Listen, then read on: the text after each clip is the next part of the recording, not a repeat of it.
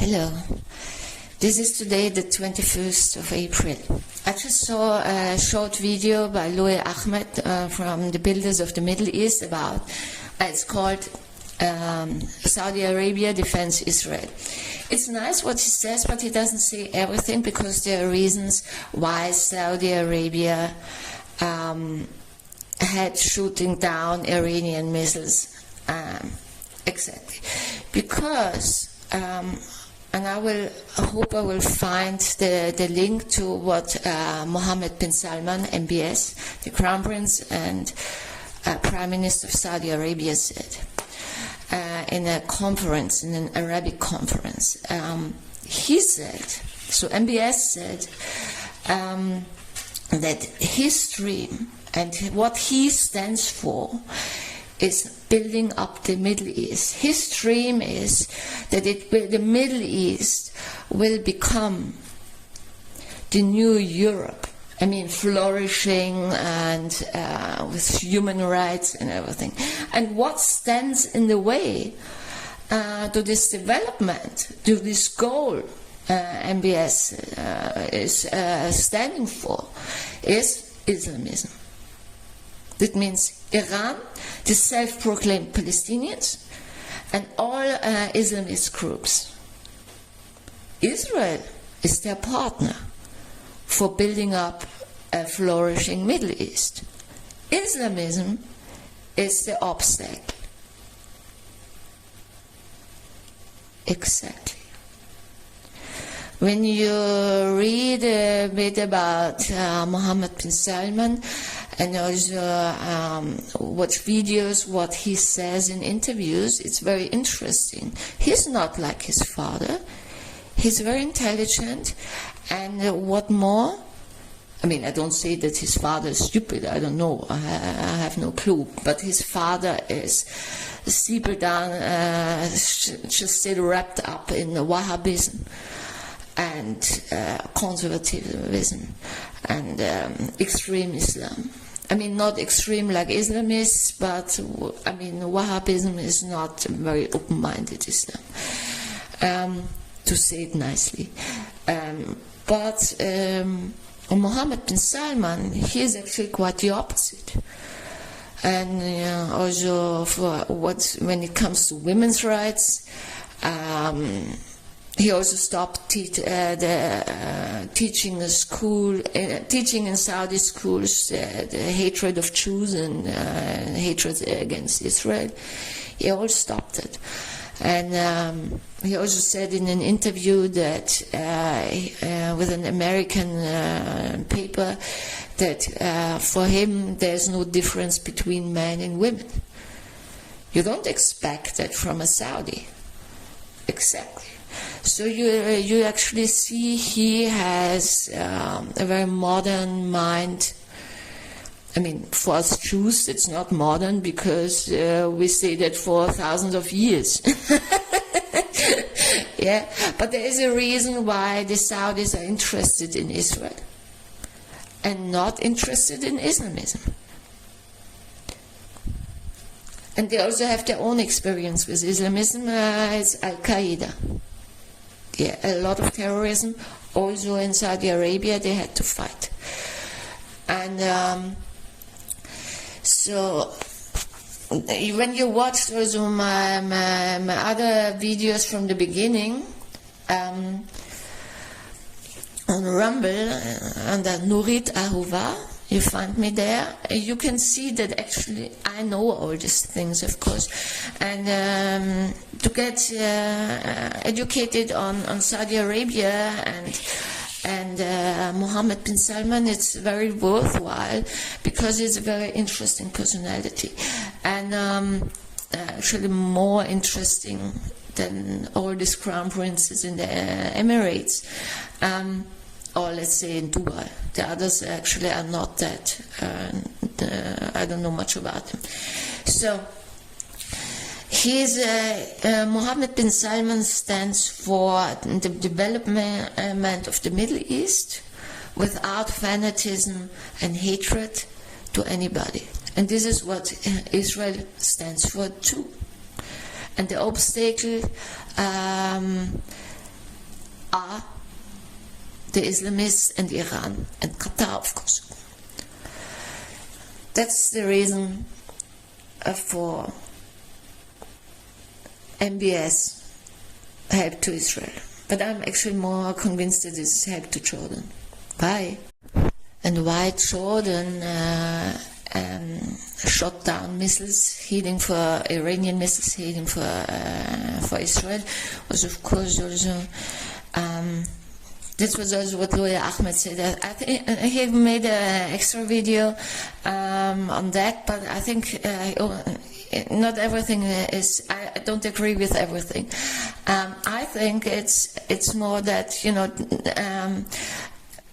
you have Iranian troops in Iraq, in Syria, and in Lebanon.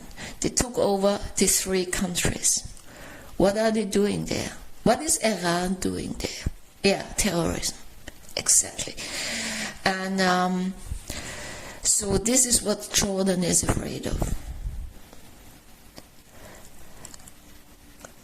That there will be proxies from Iran. So you actually see that Israel also is seen as a protector of the enemies of Iran.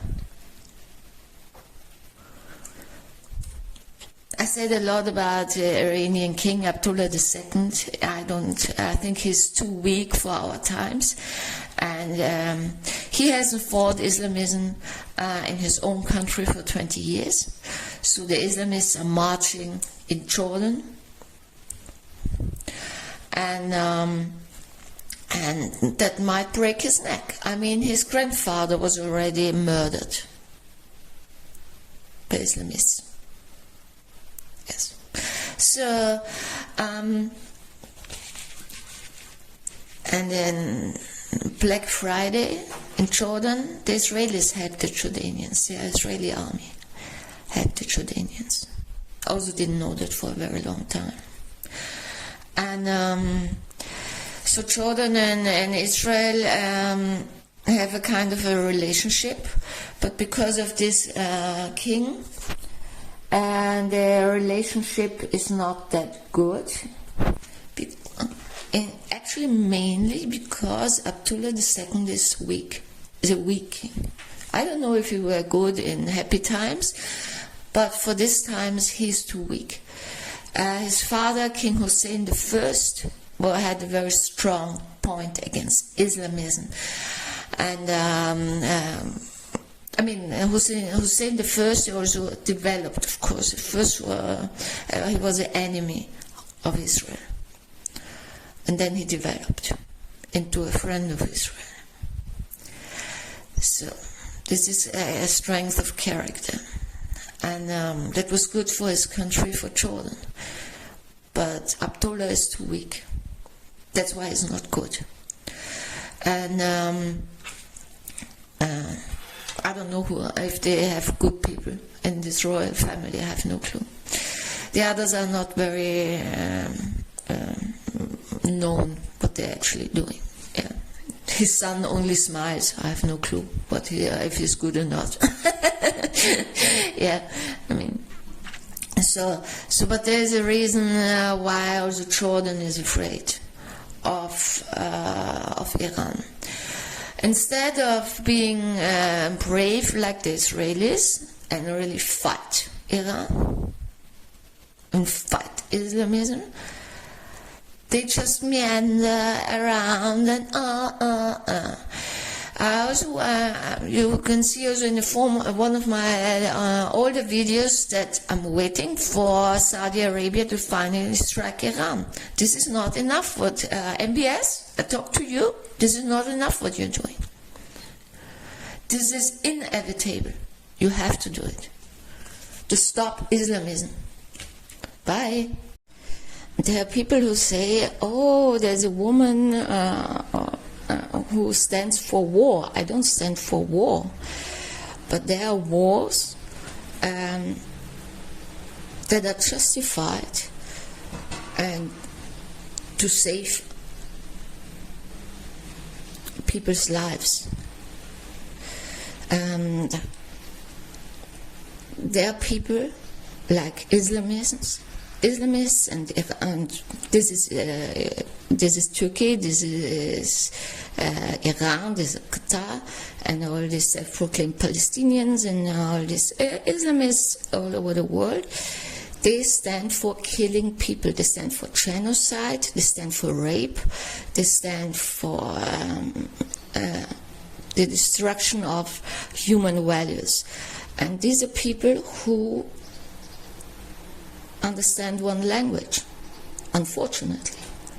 And the language is a bullet in the breast or the head. I'm not happy that it is like that, but there are people like that. You also can't say, oh, that was the Allies in the Second World War were bad people because they fought Nazi Germany. I mean, that's ridiculous. Sometimes you have to fight for freedom. You have to fight for human rights. I would prefer people with human values and that we all live in peace. But this is not how it is. And the UN, and I had several videos where I talk about the UN doesn't stand for human rights. The UN doesn't stand for peace in our world. The UN stands for hatred, anti-Semitism and genocide. I have no proofs, but one can ask, how shall I put it, friendly. You can ask who pays them additionally. Not only everyone, every human being who pays taxes actually pays for this incitement group. And you also see, you can see that also what the UN has a page also on Twitter. You see what they spread. These are lies. What does the UN stand for? The United Nations should stand for freedom, the freedom of speech, women's rights, human rights,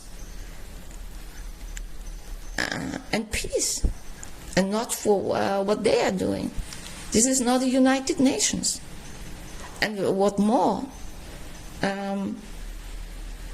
they should be also neutral